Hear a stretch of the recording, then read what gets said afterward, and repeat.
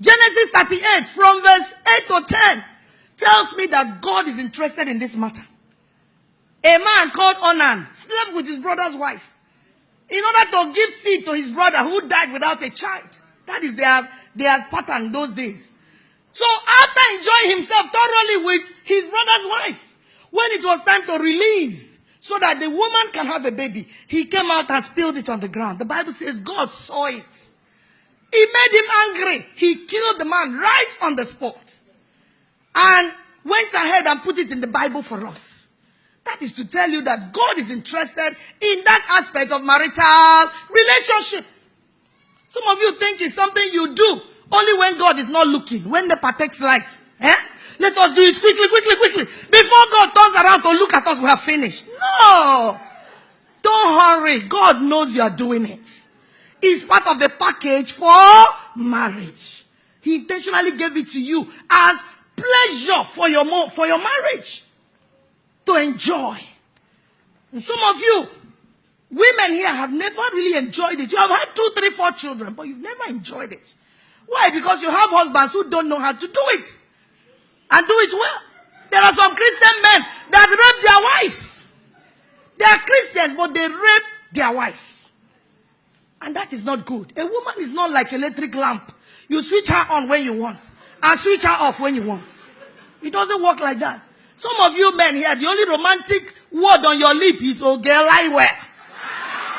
Ogelaiwe. Madam Thorn. That is not romance. That is not romance. A very, very powerful holiness church in my town is in their mouth. I heard it first. They don't call it sex from the pulpit like this so that they don't sound carnal. They call it fellowship. When it is time for that fellowship, there should be time for opening prayer. All those toasting, I love you past my mother, the necking, the kissing, the caressing, everything that goes with it. That is the opening prayer. Then of course there should be time for praise and worship in the fellowship of the bedroom.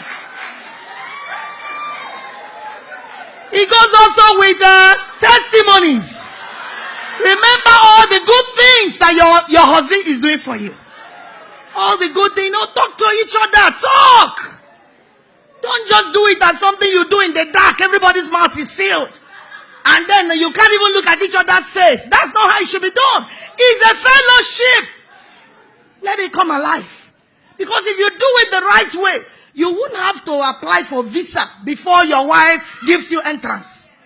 Like some of the men, you will whine and whine her like a microphone because, already she's never romantic, You have to whine and whine and whine, beg her and promise her heaven and earth. Then she will now tell you, my head, my shoulder, my knee, my toe, everywhere is paining me. Just leave me alone. Because she knows you don't know how to do it well. But when you do it well, nobody will even be the one to initiate and then begin to make requests. It will just flow naturally. And then by the time you do all the preambles, that's what Oyibo calls foreplay. Play where they happen before the main thing. Then God allowed the woman's body in a way that by the time the proper thing is done, the body of the woman is ready to welcome the man of God to arrive to minister the word.